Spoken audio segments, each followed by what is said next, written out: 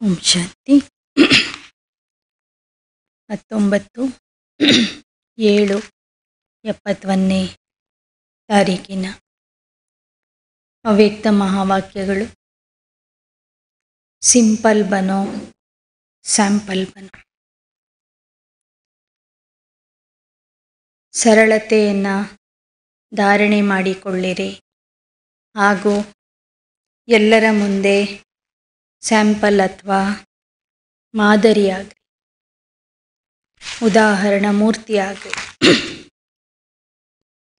ಈ ಮುರಳಿಯಲ್ಲಿ ಬಾಬಾ ಹೇಳಿದರು, ಸಂಗಮ ಯುಗದಲ್ಲಿ ನಿಮ್ಮ ಹೆಸರಾಗಿದೆ ಸೇವಾಧಾರಿ ಅಂತ.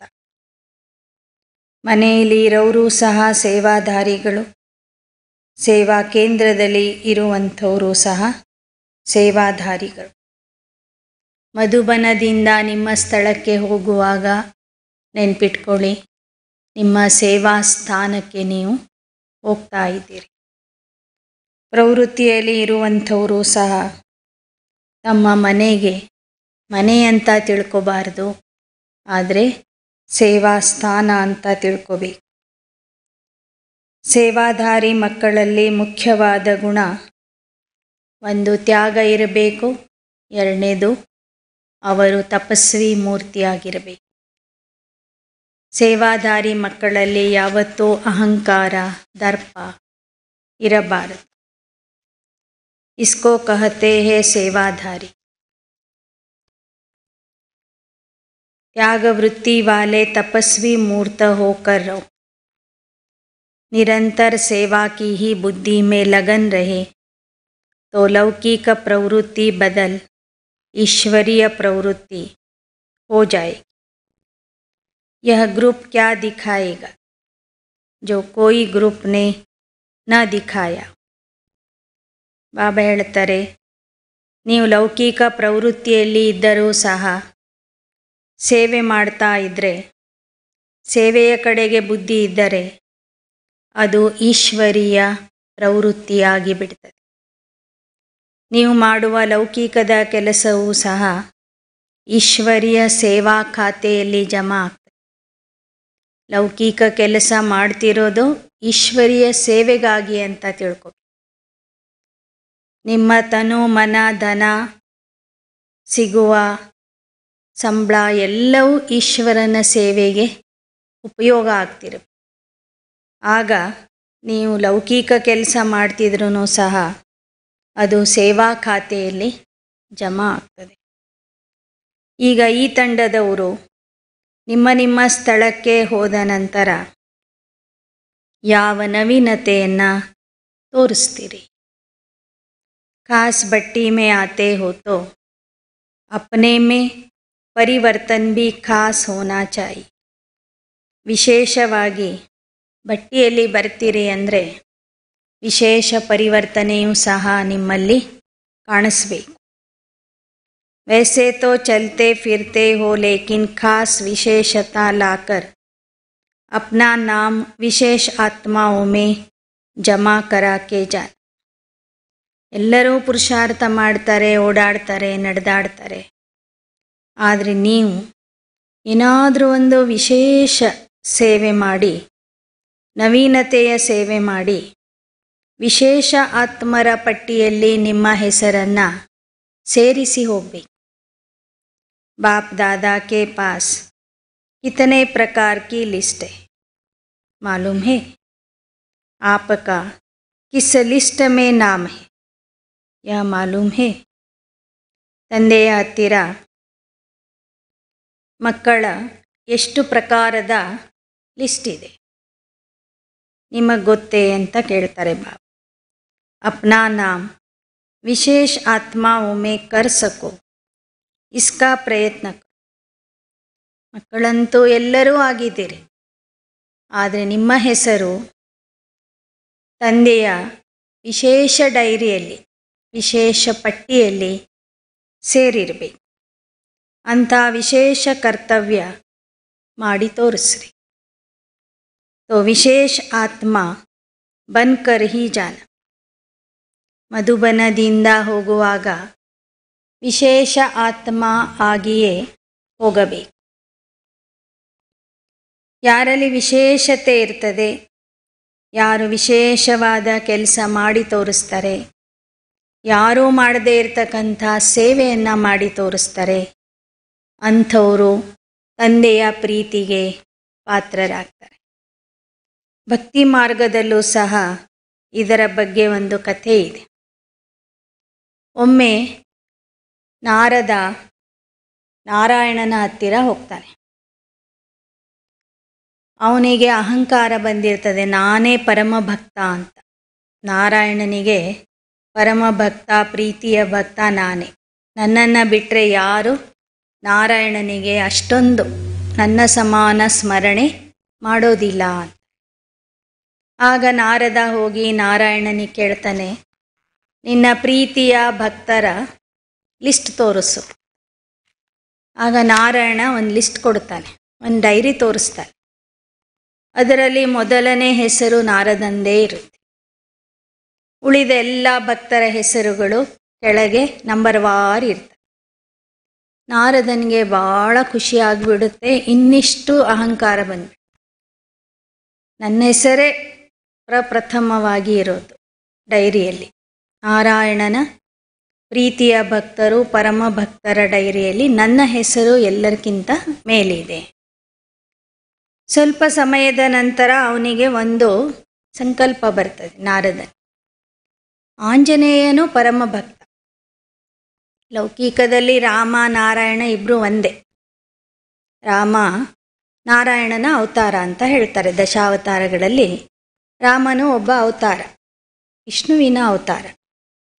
ಸೊ ನಾರಾಯಣ ರಾಮ ಇಬ್ಬರು ಒಂದೇ. ಹಾಗಾದರೆ ಆಂಜನೇಯನು ಪರಮ ಭಕ್ತ. ಪೂರ್ತಿ ಲಿಸ್ಟ್ ನೋಡಿದರೂ ಅವನ ಹೆಸರೇ ಇಲ್ಲ. ಯಾಕೆ ಅಂತ ಪ್ರಶ್ನೆ ಬರ್ತದೆ ನಾರದನ್. ಮತ್ತೆ ಹೋಗ್ತಾನೆ ನಾರಾಯಣನ ಹತ್ರ. ಹೋಗಿ ಮತ್ತೆ ಆಂಜನೇಯನು ಎಷ್ಟು ಪರಮ ಭಕ್ತ ಇದ್ದಾನೆ, ಅವನ ಹೆಸರು ಯಾಕಿಲ್ಲ ಇದರಲ್ಲಿ? ಆಗ ನಾರಾಯಣ ಇನ್ನೊಂದು ಪರ್ಸ್ನಲ್ ಡೈರಿ ತೋರಿಸ್ತಾನೆ. ಅದರಲ್ಲಿ ಎಲ್ಲರಿಗಿಂತ ಮೇಲೆ ಆಂಜನೇಯನ ಹೆಸರಿರ್ತದೆ, ಹನುಮಂತನ ಹೆಸರಿರ್ತದೆ. ಆಗ ನಾರದ ಕೇಳ್ತಾನೆ, ಈ ಡೈರಿಯಲ್ಲಿ ನನ್ನ ಹೆಸರು ಮೇಲಿದೆ, ಆ ಡೈರಿಯಲ್ಲಿ ಅವನ ಹೆಸರು ಮೇಲಿದೆ, ಆ ಡೈರಿಗೂ ಈ ಡೈರಿಗೂ ಏನು ವ್ಯತ್ಯಾಸ ಅಂತ ಕೇಳ್ತಾನೆ. ಅವಾಗ ನಾರಾಯಣ ಹೇಳ್ತಾನೆ, ನಿನಗೇನು ಡೈರಿ ಕೊಟ್ಟೆ ಅಲ್ಲ, ಆ ಭಕ್ತರೆಲ್ಲ ನನಗೆ ನೆನಪು ಮಾಡೋರು.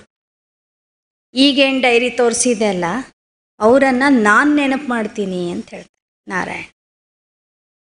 ಈ ಆಂಜನೇಯ ಅವರೆಲ್ಲ ಯಾರ್ಯಾರೋ ಇದ್ದರು ಆ ಲಿಸ್ಟಲ್ಲಿ. ಇದು ಯಾವ ಭಕ್ತರ ಡೈರಿ ಅಂದರೆ ಅವರನ್ನು ನಾನು ಕುಳಿತು ಏನು ಮಾಡ್ತೀನಿ, ನೆನಪು ಮಾಡ್ತೀನಿ. ಆ ಡೈರಿ ಅದು.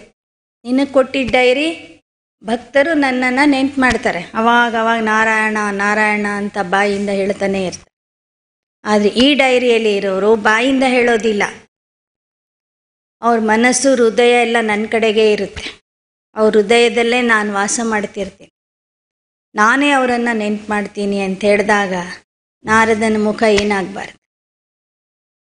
ಹಾಗೆ ನಾವೇನು ತಿಳ್ಕೊಂಡಿರ್ತೀವಿ, ನಾವು ಭಾಳ ದೊಡ್ಡ ಯೋಗಿ, ನಾವೇ ತಪಸ್ವಿಗಳು, ನಾವು ಜ್ಞಾನಿಗಳು, ನಮ್ಮ ಥರ ಯಾರೂ ಇಲ್ಲ, ನಾವು ಭಾಳ ದೊಡ್ಡ ಸೇವಾಧಾರಿಗಳು. ಆದರೆ ಬಾಬಾ ನಮ್ಮನ್ನು ನೆನಪು ಮಾಡ್ತಿದ್ದಾರಾ? ಮಾಡ್ತಿಲ್ಲ. ಅಂದಮೇಲೆ ನಾವು ತಂದೆಯ ವಿಶೇಷ ಮಕ್ಕಳ ಡೈರಿಯಲ್ಲಿ ನಮ್ಮ ಹೆಸರು ಇಲ್ಲ. ದಾದಿ ದೀದಿಯವ್ರನ್ನ ಬಾಬಾನೇ ಕೂತ್ಕೊಂಡು ನೆನಪು ಮಾಡ್ತಾರೆ ಒಮ್ಮೆ. ಆದರೆ ಮರೆಯುವಂಥ ಮಕ್ಕಳನ್ನು ಏನು ನೆನಪು ಮಾಡ್ತಾರೆ? ನಾವು ನೆನಪು ಮಾಡ್ತಿದ್ರೆ ಅವನು ನೆನಪು ಮಾಡ್ತಾನೆ. ಹೀಗೆ ಬಾಬಾ ಹೇಳ್ತಾರೆ, ನೀವು ವಿಶೇಷ ಆತ್ಮಗಳ ಪಟ್ಟಿಯಲ್ಲಿ ಬರಬೇಕು. ಎಲ್ಲರೂ ಸಾಧಾರಣ ಸೇವೆ, ಸಾಧಾರಣ ಪುರುಷಾರ್ಥ, ತುಕುಡಿಸ್ತಾ ಮುರಳಿ ಕೇಳೋದು, ಮನಸ್ಸು ಬಂದಾಗ ಮುರಳಿ ಕೇಳೋದು, ಮನಸ್ಸು ಬಂದಾಗ ಯೋಗ ಮಾಡೋದು, ಹತ್ತಿದ್ರೆ ಹತ್ತಲಿ, ಹೋದರೆ ಹೋಗಲಿ ಅಂತ ಕೂತ್ಕೊಳ್ಳೋದು. ಯೋಗ ಎಲ್ಲೆಲ್ಲೋ ಹೋಗಿರ್ತದೆ, ಬಾಬನ ನೆನಪೇ ಇರೋದಿಲ್ಲ, ಆದರೆ ಕ್ಲಾಸಲ್ಲಿ ಹಾಜರಿರ್ತಾರೆ. ಅಂಥ ಪುರುಷಾರ್ಥಿಗಳು 33 ಕೋಟಿ ಜನ ಇದ್ದಾರೆ. ಆದರೆ ವಿಶೇಷ ಪುರುಷಾರ್ಥಿಗಳು 16,108 ಮಾಲೆಯಲ್ಲಿ ಬರುವಂಥ. ಆ ವಿಶೇಷಗಳಲ್ಲಿ ವಿಶೇಷ ಪುರುಷಾರ್ಥಿಗಳು 1008 ಮಾಲೆಯಲ್ಲಿ ಬರು. ಆ ವಿಶೇಷದಲ್ಲಿ ವಿಶೇಷ ಪುರುಷಾರ್ಥಿಗಳು 108 ಮಣಿಗಳು. ಆ ವಿಶೇಷ ಆತ್ಮರಲ್ಲಿ ವಿಶೇಷ ಪಾಸ್ವೈತಾನರಾಗೋರು 8 ಜನ. ಆ 8 ಜನರ ಪಟ್ಟಿಯಲ್ಲಾದರೂ ನಮ್ಮ ಹೆಸರು ಬರಬೇಕು. ಹೋಗಲಿ, ಅಷ್ಟೊಂದು ಆಗಲ್ಲ ಅಂದರೆ 108ರ ಪಟ್ಟಿಯಲ್ಲಾದರೂ ಬರಬೇಕು. ಬೇಡ, 16,108ರ ಪಟ್ಟಿಯಲ್ಲಾದರೂ ಬರಬೇಕು. ಲಾಸ್ಟ್ ಅಂದರೆ 16,108ರ ಪಟ್ಟಿಯಲ್ಲಾದರೂ ನಮ್ಮ ಹೆಸರು ಬರಬೇಕು. ಅಂಥ ಪುರುಷಾರ್ಥ ಮಾಡಿ ತೋರಿಸ್ರಿ ಅಂತಾರೆ ಬಾ. ಯಾಕೆ ಅಂದರೆ ನೀವು ಬಂದಿರೋದೇ ಪುರುಷಾರ್ಥ ಮಾಡಲಿಕ್ಕೆ, ಸೇವೆ ಮಾಡಲಿಕ್ಕೆ. ಮಧುಬನಕ್ಕೆ ಬಂದಿದ್ದೀರಿ ಭಟ್ಟಿ ಮಾಡಲಿಕ್ಕೆ. ತೋ ವಿಶೇಷ ಆತ್ಮ ಬನ್ಕರ್ಕೆ ಹೀ ಜಾನ. ಇಲ್ಲಿ ಬಂದಿದ್ದೀರಿ ಅಂದರೆ ವಿಶೇಷ ಆತ್ಮ ಆಗಿನೇ ಹೋಗಬೇಕು. ಮರ್ಜೀವಾ ಬನೇ ಹೋ, ವಾ ಬನ್ನೆ ಕೆ ಲಿಯೇ ಆಯೆ. ನೀವು ಮರುಜನ್ಮಧಾರಿ ಆಗಿದ್ದೀರಿ, ಮರುಜನ್ಮ ಪಡ್ಕೊಂಡಿದ್ದೀರಿ. ಲೌಕಿಕದಿಂದ ಸತ್ತಿದ್ದೀರೋ ಅಥವಾ ಇನ್ನೂ ಸಾಯಬೇಕಾಗಿದೆ. तो विशेष आत्मा मर्जीवा बनकर ही ब्रह्मा कुमार बने व अभी बने. ಈಗಾಗಲೇ ನೀವು ಲೌಕಿಕದಿಂದ ಸತ್ತಿರುವ ಕಾರಣನೇ ನಿಮಗೆ ಬ್ರಹ್ಮಕುಮಾರ್ ಬ್ರಹ್ಮಕುಮಾರಿ ಅಂತ ನಾಮಕರಣ ಮಾಡಲಾಗಿದೆ. जब मरकर के जन्म लिया तब तो ब्रह्मा कुमार कहलाया ना. ಯಾಕೆ ಅಂದರೆ ಆಗಲೇ ನೀವು ಲೌಕಿಕದಿಂದ ಸತ್ತಿದ್ದೀರಿ, ಜ್ಞಾನದಲ್ಲಿ ಹೊಸ ಜನ್ಮ ಪಡ್ಕೊಂಡಿದ್ದೀರಿ ಅಂದಮೇಲೆ ಆಗ ನಿಮಗೆ ಬ್ರಹ್ಮಕುಮಾರ್ ಬ್ರಹ್ಮಕುಮಾರಿಯರು ಅಂತ ಹೇಳಲಾಗ್ತದೆ. ನಿಮಗೆ ನೀವು ಬ್ರಹ್ಮಕುಮಾರ್ ಬ್ರಹ್ಮಕುಮಾರಿಯರು ಅಂತ ಹೇಳ್ಕೊಳ್ತಿದ್ದೀರಿ ಅಂದಮೇಲೆ ಬಾಬಾ ಹೇಳ್ತಾರೆ ನೀವು ಲೌಕಿಕದಿಂದ ಸಂಪೂರ್ಣವಾಗಿ ಸತ್ತಿರಬೇಕು. ಮರ್ಕರ್ ನಯಾ ಜನ್ಮ ಲೇನಾ ಇಸ್ಕೋ ಹಿ ಮರುಜೀವ ಕಹತೆ. ಒಂದು ಕಡೆಯಿಂದ ಸಾಯಬೇಕು, ಇನ್ನೊಂದು ಕಡೆ ಹುಟ್ಟಬೇಕು, ಅದಕ್ಕೇನೆ ಮರುಜನ್ಮ ಅಂತ ಹೇಳಲಾಗ್ತದೆ. ನಹಿ ತೋ ಜನ್ಮ ಲೇನೆ ಸೆ ಪಹಲೆ ಬ್ರಹ್ಮಕುಮಾರ್ ಕೈಸೆ ಬನೆ. ನೀವು ಈ ಜ್ಞಾನ ಕೇಳಿ ಬಾಬನ ಮೇಲೆ ನಿಶ್ಚಯ ಬುದ್ಧಿಯಾಗಿದ್ದೀರಿ. ಬ್ರಹ್ಮ ಮುಖದಿಂದ ಶಿವಬಾಬಾ ನಿಮಗೆ ಹುಟ್ಟಿಸಿದ್ದಾರೆ. ಜ್ಞಾನ ಸಂಜಾತರು ನೀವು ಅಂದ ಮೇಲೆ ಹೊಸ ಜನ್ಮ ಪಡ್ಕೊಂಡಿದ್ದೀರಿ. ಬಚ್ಚೆ ತೋ ಹೋ ಹಿ, ಅಧಿಕಾರಿ ಭೀ ಹೋ, ಬಾಕಿ ಹೇ ಸಪೂತ ಬನ್ ಸಬೂತ ದೇನ. ಆಗಲೇ ನೀವು ತಂದೆಯ ಆಸ್ತಿಗೆ ಅಧಿಕಾರಿನೂ ಆಗಿದ್ದೀರಿ. ನಿಮಗೆ ಅಧಿಕಾರ ಇದೆ ತಂದೆಯ ಆಸ್ತಿಯ ಮೇಲೆ, ಮಕ್ಕಳೂ ಆಗಿದ್ದೀರಿ. ಆದರೆ ಈಗ ನೀವು ಸುಪುತ್ರ ಆಗಬೇಕು ಮತ್ತು ಆ ನಿಮ್ಮ ಸುಪುತ್ರತೆಯ ಪ್ರಮಾಣ ಕೊಡಬೇಕು. ನಿಜವಾಗ್ಲೂ ನೀವು ಸುಪುತ್ರ ಆಗಿದ್ದೀರಿ ಅನ್ನೋದಕ್ಕೆ ಪ್ರತ್ಯಕ್ಷ ಪ್ರಮಾಣ ತೋರಿಸ್ಬೇಕು ನೀವು. ಆವಾಗ ಮಾತ್ರ ನಿಮಗೆ ಸುಪುತ್ರರು ಅಂತ ಗುರುತಿಸಲಾಗ್ತದೆ. ಬಾಕಿ ಬ್ರಹ್ಮ ಕುಮಾರ್ ಹೇ ತೋ ಮರಜೀವ ತೋ ಬನ್ ಹಿ ಗೈ. मरजीवा बने हुए हैं, यह स्मृति में रहने से फिर यह शरीर भी आपका नहीं रहा. ಬ್ರಹ್ಮ ಕುಮಾರ ಆಗಿದ್ದೀರಿ ಅಂದರೆ ಆಗಲೇ ನೀವು ಮರುಜನ್ಮ ಪಡೆದಿದ್ದೀರಿ. ನಾನು ಹೊಸ ಜನ್ಮಧಾರಿ, ಅಲೌಕಿಕ ಹೊಸ ಜನ್ಮ ಪಡ್ಕೊಂಡಿದ್ದೇನೆ ಎಂಬ ಸ್ಮೃತಿಯಲ್ಲಿ ಇದ್ದರೆ ಅಲ್ಲಿ ನಿಮ್ಮ ಶರೀರದ ಬಗ್ಗೆನೂ ನಿಮಗೆ ಅಭಿಮಾನ ಬರೋದಿಲ್ಲ. ಈ ದೇಹನೂ ನನ್ನದಲ್ಲ, ಇದು ತಂದೆ ಸೇವೆಗಾಗಿ ಕೊಟ್ಟಿರುವಂಥ ವಸ್ತು ಅಂತ ತಿಳ್ಕೊಬೇಕು. ಒಂದು ಯಂತ್ರ. ಬಾಬಾ ತಮ್ಮ ಸೇವೆಗಾಗಿ ಈ ವಾಹನವನ್ನು ನನಗೆ ಕೊಟ್ಟಿದ್ದಾರೆ ಅಂತ ತಿಳ್ಕೊಬೇಕು. ಯ ಶರೀರ್ ಭಿ ಆಪ್ಕಾ ನಹಿ ರಹ, ಯ ಶರೀರ್ ಬಾಪ್ನೆ ಈಶ್ವರ್ಯ ಸರ್ವಿಸ್ ಕೆ ಲಿಯೇ ದಿಯಾ ಹೈ. ಸದಾ ತಿಳ್ಕೊಬೇಕು, ಈ ದೇಹವನ್ನು ಸಹ ಬಾಬಾ ಸೇವೆಗಾಗಿ ಕೊಟ್ಟಿದ್ದಾರೆ ನನಗೆ. ऐसे समझकर चलने से इस शरीर को भी अमानत समझे. ಈ ಥರ ತಿಳ್ಕೊಂಡು ನಡೆಯೋದ್ರಿಂದ ಈ ದೇಹವೂ ಸಹ ಅವನ ವಸ್ತು ಅಂತ ತಿಳ್ಕೊತೀರಿ. ಅವನ ಆಸ್ತಿ ಇದು. जैसे कोई की अमानत होती है तो अमानत में अपनापन नहीं होता, ममता भी नहीं होती. ಯಾರಾದರೂ ನಿಮ್ಮ ಹತ್ತಿರ ಒಂದು ವಸ್ತು ಕೊಟ್ಟಿರ್ತಾರೆ ಇಟ್ಕೊಳ್ಳಿಕ್ಕೆ, ನಿಮಗೆ ನೆನಪಿರ್ತದೆ ಇದು ನಂದಲ್ಲ ಅಂತ. ಅವ್ರು ಕೊಟ್ಟಿದ್ದಕ್ಕಾಗಿ ಅದನ್ನು ಸರಿಯಾಗಿ ಇಟ್ಕೊಳ್ತೀರಿ. ಅವ್ರು ಹೇಳಿರ್ತಾರೆ 5 ವರ್ಷ ನಿಮ್ಮ ಹತ್ರ ಇರಲಿ, ಆಮೇಲೆ ಮತ್ತೆ ನನಗೆ ವಾಪಸ್ ಕೊಡಿ ಅಂತ. ಆ ವಸ್ತು ನಿಮ್ಮ ಹತ್ರನೇ ಇದ್ರೂ ಸಹ ಅದರ ಮೇಲೆ ನಿಮಗೆ ಮೋಹ ಇರೋದಿಲ್ಲ, ಲೋಭ ಇರೋದಿಲ್ಲ. ಯಾಕೆ ಅಂದರೆ ನೆನಪಿರ್ತದೆ ಇದು ನಂದಲ್ಲ ಅಂತ ನೆನಪಿರ್ತದೆ. ಆದರೆ ಅವ್ರು ಹೇಳಿದ್ದಕ್ಕಾಗಿ, ಅವ್ರು ಕೊಟ್ಟಿದ್ದಕ್ಕಾಗಿ ಅದನ್ನು ಸರಿಯಾಗಿಯೇ ಇಟ್ಕೊಂಡಿರ್ತೀವಿ ಜವಾಬ್ದಾರಿಯಿಂದ. तो यह देह भी एक अमानत है, देह की ममता भी खत्म हो जाए. ಹಾಗೆಯೇ ಈ ದೇಹವೂ ಸಹ ಪರಮಾತ್ಮ ಕೊಟ್ಟಿರುವಂತಹ ವಸ್ತು ಆಗಿದೆ, ಇದು ನಂದಲ್ಲ. ಬಾಬಾ ಕೊಟ್ಟಂಥ ವಸ್ತು ಅಂತ ತಿಳ್ಕೊಂಡಾಗ ದೇಹದ ಮೇಲೆ ಇರುವ ಮೋಹ ಮಮತ್ವವೂ ಸಹ ಪೂರ್ಣವಾಗಿ ಸಮಾಪ್ತಿಯಾಗ್ತದೆ. जैसे ट्रस्टी हो रहने से, अमानत समझने से ममता कम होती है ना. ಹೇಗೆ ಟ್ರಸ್ಟಿಯಾಗಿ ಇರುವುದರಿಂದ ದೇಹ ಬಾಬಾ ಕೊಟ್ಟಂಥ ವಸ್ತು ಅಂತ ತಿಳ್ಕೊಳ್ಳೋದ್ರಿಂದ ಅದರ ಮೇಲೆ ಇರುವ ಮೋಹ ಮಮತ್ವ ಸಂಪೂರ್ಣ ಸಮಾಪ್ತಿ ಆಗಿಬಿಡ್ತದೆ. ಇದು ಈಶ್ವರೀಯ ಸೇವೆಗಾಗಿ ಸಿಕ್ಕಿರುವ ಶರೀರ ಅಂತ ತಿಳ್ಕೋಬೇಕು. जिसकी अमानत है उनकी स्मृति अमानत को देख कर तो आती है ना. ಇದು ಯಾರು ಕೊಟ್ಟಂಥ ವಸ್ತು ಅಂತ ನೆನಪು ಮಾಡಿಕೊಂಡಾಗ ಯಾರು ನೆನಪು ಬರಬೇಕು? ನಮ್ಗೆ ಬಾಬನ ನೆನಪು ಬರಬೇಕು.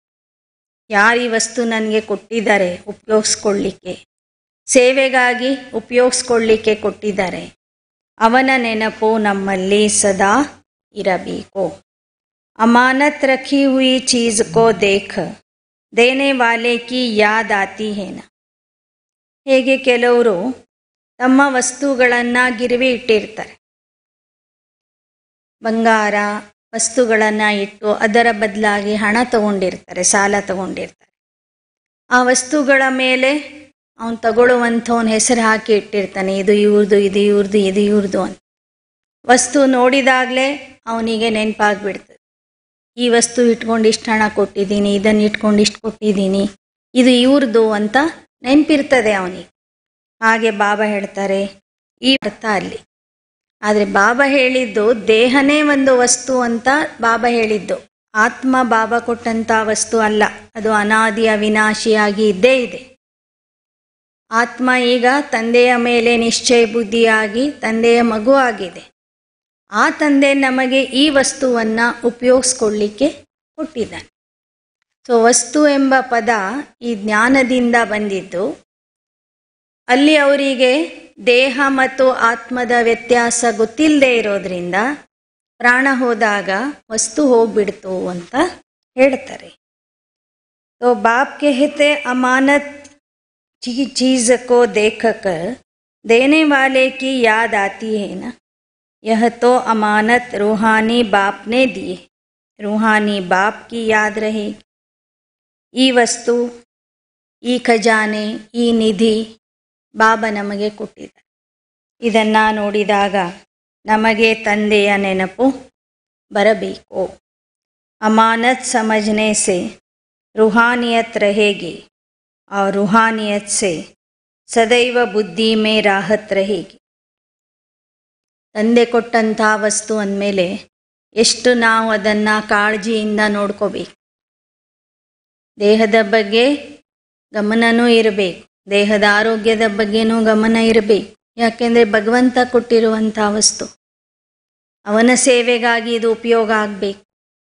ಹೀಗೆ ಇದು ಪರಮಾತ್ಮನ ಆಸ್ತಿ ಅಂತ ಅಂದ್ಕೊಂಡಾಗ ಅಲ್ಲಿ ಆತ್ಮಿಕ ಭಾವನೆಯೂ ಬರ್ತದೆ. ಆತ್ಮ ಈ ವಸ್ತುವನ್ನು ಸದಾ ಕಾಲಕ್ಕೂ ನೋಡ್ಕೊಳ್ತಾ ಇರ್ತದೆ. ಇದರ ಮೂಲಕ ಸೇವಾ ಕಾರ್ಯ ಮಾಡ್ತಾ ಇರ್ತದೆ ಆತ್ಮ. ಆಗ ಬುದ್ಧಿಗೂ ಸಹ ಒಂದು ರೀತಿಯ ಶಕ್ತಿ ಸಿಗ್ತದೆ. ಥಕಾವಟ್ ನಹಿ ಆಯಿ. ನಾನಾತ್ಮ ದೇಹದ ಮೂಲಕ ಕೆಲಸ ಮಾಡ್ತಾ ಇದ್ದೀನಿ. ಮಾಡಿಸೋನು ಅವನು ಅಂತ ತಿಳ್ಕೊಂಡಾಗ ನಾವೆಷ್ಟೇ ಸೇವೆ ಮಾಡಿದ್ರೂ ನಮಗೆ ಸುಸ್ತು ಆಗೋದಿಲ್ಲ. ಅಮಾನತ್ ಮೇ ಖ್ಯಾನತ್ ಕರ್ನೆ ಸೆ ರೂಹಾನಿಯತ್ ಕೆ ಬದಲಿ ಉಲ್ಝನ್ ಆ ಜಾತಿ. ಬಾಬಾ ಕೊಟ್ಟಂಥ ವಸ್ತು ಅಂತ ತಿಳ್ಕೊಳ್ಳೋದರ ಬದಲಾಗಿ ನಂದೇ ದೇಹ ಇದು, ನಾನು ಎಷ್ಟಂತ ಕೆಲಸ ಮಾಡಬೇಕು, ನಾನು ಯಾಕೆ ಮಾಡಬೇಕು, ನನಗೆ ಸುಸ್ತಾಗ್ತದೆ, ನನಗೆ ಹಂಗಾಗ್ತದೆ ಅಂತ ಹೇಳ್ತಾ ಹೋದರೆ ಇನ್ನಿಷ್ಟು ನಾವು ಬಹಳ ಸುಸ್ತನೇ ಆಗಿಬಿಡ್ತೀವಿ. ಇನ್ನಿಷ್ಟು ನಮಗೆ ಆಯಾಸದ ದಣಿವಿನ ಅನುಭವ ಆಗ್ತದೆ, ಗೊಂದಲಕ್ಕೆ ಒಳಗಾಗ್ಬಿಡ್ತೀವಿ. ರಾಹತ್ ಕೆ ಬಜಾಯ್ ಘಬ್ರಾಹಟ್ ಆ ಜಾತಿ. ತಂದೆಯಿಂದ ಶಕ್ತಿ ಸಿಗುವುದರ ಬದಲಾಗಿ ಭಯ ಆಗಿಬಿಡ್ತದೆ. ಹೆಂಗೆ ಮಾಡೋದು, ಮಾಡಲಿಕ್ಕಾಗುತ್ತೋ ಇಲ್ಲೋ ಅಂತ ದೈಹಿಕ ಶಕ್ತಿ ಕಡಿಮೆ ಆದಾಗ್ಲೂ ಆ ಥರದ ಒಂದು ಭಯ ಉಂಟಾಗ್ತದೆ. ಆದ್ದರಿಂದ ದೇಹನೂ ಗಟ್ಟಿ ಇರಬೇಕು, ಆದರೆ ದೇಹದ ಮೇಲೆ ಮೋಹ ಇರಬಾರ್ದು. ಇಸಲಿಯೇ ಯಹ ಶರೀರ ಹೈ ಹಿ ಈಶ್ವರೀಯ ಸರ್ವಿಸ್ ಕೆ ಲಿಯೆ. ಈ ದೇಹ ನನಗೆ ಸಿಕ್ಕಿರುವುದು ಪರಮಾತ್ಮನ ಸೇವೆಗಾಗಿ ಅಂತ ತಿಳ್ಕೊಳ್ಳಿ. ಅಮಾನತ್ ಸಮझने से ऑटोमेटिकली रूहानी स्थिति रहेगी. ನಿರಂತರ ಸಹಜ ಯೋಗಿ ಬನ್ ಸಕೆ. ಇದು ಪರಮಾತ್ಮ ಕೊಟ್ಟ ಆಸ್ತಿ ಅಂತ ತಿಳ್ಕೊಂಡಾಗ ಯಾರು ಕೊಟ್ಟಿದ್ದಾನೆ ಅವನ ನೆನಪು ಸಹಜವಾಗಿ ನಮ್ಮಲ್ಲಿ ಬರ್ತದೆ. ನಾವು ನಿರಂತರ ಸಹಜ ಯೋಗಿ ಆಗಿಬಿಡ್ತೀವಿ. ಒಮ್ಮೊಮ್ಮೆ ಸುಸ್ತು ಅಂದ್ಕೊಂಡು ಬಾಬವ್ರನ್ನ ಮರ್ತು ಬಿಟ್ಟಿರ್ತೀವಿ ನಾವು. ಆದರೆ ಬಾಬವ್ರನ್ನ ನಾವು ನೆನಪು ಮಾಡ್ತಾ ಇರಬೇಕು. ಇದು ನಿನ್ನ ದೇಹ, ನಿನ್ನ ಸೇವೆಗಾಗಿ ಉಪಯೋಗಿಸ್ಕೊಳ್ತಿದ್ದೀನಿ ಅಂತ ತಿಳ್ಕೋಬೇಕು. ಯಹ ಸಹಜ ಉಪಾಯ ಹೇನ ನಿರಂತರ ಸಹಜ ಯೋಗಿ ಬನನ. ಈ ಥರ ಈ ದೇಹನೂ ತಂದೆ ಕೊಟ್ಟಿರುವಂಥ ವಸ್ತು ಅಂತ ತಿಳ್ಕೊಂಡಾಗ ಅವನ ಕಡೆಗೆ ನಮ್ಮ ಬುದ್ಧಿ ಸಹಜವಾಗಿ ಹೋಗ್ತದೆ. ಆಗ ನಾವು ಸಹಜ ಯೋಗಿ ಆಗಿಬಿಡ್ತೀವಿ. ಎಷ್ಟೋ ಸಲ ಸುಸ್ತಾದಾಗ ನೆನಪೇ ಬರೋದಿಲ್ಲ, ಬಾಬವ್ರ ನೆನಪೇ ಬರೋದಿಲ್ಲ. ಇದರ ಬಗ್ಗೆನೇ ಯೋಚನೆ ಚಿಂತೆ ಶುರು ಆಗ್ತದೆ. ಆದರೆ ಆ ಸಮಯಕ್ಕೆ ಸರಿಯಾಗಿ ಮುರಳಿಯ ಇಂಥ ಪಾಯಿಂಟನ್ನು ನಾವು ನೆನಪು ಮಾಡಿಕೊಂಡಾಗ ಆವಾಗ ನಮಗೆ ಒಂದು ಪರಿಹಾರ ಸಿಗ್ತದೆ. ರಾಹತ್ ಅಂದರೆ ಪರಿಹಾರ. ಆಗ ನಾವು ಸಹಜ ಯೋಗಿ ಆಗಿಬಿಡ್ತೀವಿ. ಸಮಯ ಸಂದರ್ಭದ ಅನುಸಾರವಾಗಿ ಮುರಳಿಯ ಪಾಯಿಂಟ್ಸ್ಗಳನ್ನು ನೆನಪು ಮಾಡಿಕೊಳ್ಳೋದೇ ಸ್ಮೃತಿ ಸ್ವರೂಪ. ಆ ಸಮಯಕ್ಕೆ ಆ ಪಾಯಿಂಟ್ ನಮಗೆ ನೆನಪಿಗೆ ಬರಬೇಕು, ಬರಲ್ಲ ನಮಗೆ. ಅದರ ಬಗ್ಗೆ ಇನ್ನು ಮುಂದೆ ಏನು ಮಾಡಬೇಕು, ನಾವು ಅಭ್ಯಾಸ ಮಾಡ್ತಾ ಇರಬೇಕು. ಸುಸ್ತಾದಾಗ ಯಾವ ಥರ ನೆನಪು ಮಾಡಲಿಕ್ಕೆ ಹೇಳಿದ್ದಾರೆ, ಸಮಸ್ಯೆಗಳು ಬಂದಾಗ ಬಾಬಾ ಯಾವ ಥರ ನೆನಪು ಮಾಡಲಿಕ್ಕೆ ಹೇಳಿದ್ದಾರೆ, ಲೌಕಿಕ ಸಂಬಂಧದ ಮಧ್ಯದಲ್ಲಿ ಇರುವಾಗ ಯಾವ ಥರ ನೆನಪು ಮಾಡಲಿಕ್ಕೆ ಹೇಳಿದ್ದಾರೆ. ಒಂದೊಂದೇ ನಾವು ಆ ಸಮಯದಲ್ಲಿ ಟಕ್ಕಂತ ನಮಗೆ ಆ ಪಾಯಿಂಟ್ ಏನಾಗಬೇಕು, ನೆನಪಿಗೆ ಬರಬೇಕು. ಅದೇ ಸಹಜ ಯೋಗ. ನೆನಪಿಗೆ ಬರಲಿಲ್ಲ ಅಂದರೆ ಎಷ್ಟೋ ಸಮಯ ಒದ್ದಾಡಿದ ನಂತರ ಅನ್ಕೋತೀವಿ, ಅಯ್ಯೋ ಬಾಬಾ ಅಂತೀವಿ. ಆದರೂ ಆ ಪಾಯಿಂಟ್ ನಮಗೆ ನೆನಪಾಗಿರಲ್ಲ. ಅದಕ್ಕೆ ಬಾಬಾ ಹೇಳ್ತಾರೆ, ಮುರಳಿ ಬರೇ ಕೇಳೋದಕ್ಕೆ ಅಲ್ಲ, ಅದನ್ನು ಜೀವನದಲ್ಲಿ ಅಳವಡಿಸಿಕೊಂಡು ಅದರಿಂದ ಲಾಭ ತಗೊಳ್ಳಿಕ್ಕಾಗಿಯೇ ಮುರಳಿ ಕೇಳು. ಜ್ಞಾನದಿಂದ ನಮಗೆ ಸಾಕಷ್ಟು ಲಾಭ ಇದೆ. ಬರೀ ನಮ್ಮ ಅಪ್ಪ ಯಾರು ಅಂತ ನೆನ್ಪು ಮಾಡ್ಕೊಳ್ರಿ, ಎಷ್ಟು ಶಕ್ತಿ ಬರ್ತದೆ. ಅದನ್ನೂ ಮರ್ತು ಬಿಟ್ಟಿರ್ತೀವಿ ನಾವು. ಆ ಸಮಯದಲ್ಲಿ ನಮ್ಮದೇ ಒಂದು ಗೋಳಾಟ ನಡೆಸ್ತಾ ಇರ್ತೀವಿ. ಅದಕ್ಕೆ ಬಾಬಾ ಹೇಳ್ತಾರೆ, अब यह रूहानियत की अवस्था में स्थित रहो. यह नवीनता दिखाना जो आप लोगों को देखकर सभी अनुभव करे कि यह तो ಸ್ಯಾಂಪಲ್ ಬನ್ಕರ್ ಆಯೆ. ಈ ಒಂದು ನವೀನತೆಯನ್ನು ನಿಮ್ಮಲ್ಲಿ ತಂದು ತೋರಿಸ್ರಿ. ನವೀನವಾದ ಸೇವೆಯನ್ನು ಮಾಡಿ ತೋರಿಸ್ರಿ. ನವೀನತೆಯ ಪ್ರಯೋಗ ಮಾಡಿ ಎಲ್ಲರ ಮುಂದೆ ಒಂದು ಸ್ಯಾಂಪಲ್ ಆಗಿ. सैंपल बनकर आए हैं, औरों को भी याद की यात्रा सहज बनाने के लिए सैंपल बनकर जाना. ನಮಗೂ ನೆನಪಿನ ಯಾತ್ರೆ ಮಾಡುವುದು ಸಹಜ ಆಗಬೇಕು. ಹಾಗೆ ಜನರಿಗೂ ನಾವು ಆ ಸಹಜ ಯಾತ್ರೆಯ ಅನುಭವ ಮಾಡಲಿಕ್ಕೆ ಕಲಿಸ್ಬೇಕು. ಸಹಜ ಯೋಗ ಅಂದರೆ ಏನು ಅಂತ ಅವರಿಗೂ ಕಲಿಸ್ಬೇಕು. ಅಂಥ ಒಂದು ಸ್ಯಾಂಪಲ್ ಆಗಿ ನೀವಿಲ್ಲಿಂದ ಹೋಗಬೇಕು. ಯಹ ಗ್ರೂಪ್ ಸ್ಯಾಂಪಲ್ ಬನ್ಕರ್ ಜಾಯೆಂಗೆನ. ಮುರಳಿಯ ಪ್ರಾರಂಭದಲ್ಲಿನೇ ಬಾಬಾ ಹೇಳಿದರು, ಇದು ಸ್ಯಾಂಪಲ್ ಮತ್ತು ಸಿಂಪಲ್ ಗ್ರೂಪ್ ಆಗಿದೆ. ಆ ಥರದ ಸ್ಯಾಂಪಲ್ ಆಗಿ ತೋರಿಸ್ತಿರಲ್ವ. ಸೇವಾಧಾರಿ ಅರ್ಥಾತ್ त्याग और तपस्वी मूर्त. ಮುಖ್ಯ ಹೇ ತ್ಯಾಗ.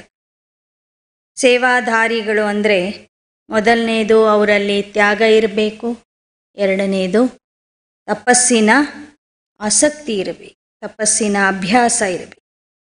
जो भी वायदे करते हो एक एक वायदे पर अविनाशी की छाप लगाओ. ಮಧುಬನಕ್ಕೆ ಬಂದಾಗ ಏನೆಲ್ಲ ಪ್ರತಿಜ್ಞೆಗಳನ್ನು ಮಾಡಿರ್ತೀರಿ. ಬಾಬಾ ಇನ್ನು ಮುಂದೆ ಕ್ರೋಧ ಮಾಡೋದಿಲ್ಲ, ಇನ್ನು ಮುಂದೆ ಯಾರ ಜೊತೆಗೂ ಈರ್ಷ್ಯಾದ್ವೇಷ ಮಾಡೋದಿಲ್ಲ, ಜಗಳ ಮಾಡೋದಿಲ್ಲ, ಪಾಪದ ಕೆಲಸ ಮಾಡೋದಿಲ್ಲ, ಪವಿತ್ರತೆಯ ಧಾರಣೆ ಮಾಡ್ತೀನಿ, ಅಥವಾ ಅಮೃತ ವೇಳೆ ಯೋಗ ಬಿಡೋದಿಲ್ಲ, ಅಥವಾ ಮುರಳಿ ಕ್ಲಾಸನ್ನು ತಪ್ಪಿಸೋದಿಲ್ಲ. ಎಲ್ಲ ಪ್ರತಿಜ್ಞೆ ಮಾಡಿರ್ತೀರಲ್ಲ ಬಾಬನ ಮುಂದೆ. ಇಲ್ಲಿ ಬಂದ ನಂತರ ಆ ಪ್ರತಿಜ್ಞೆಗಳನ್ನು ಮರಿತೀವಿ.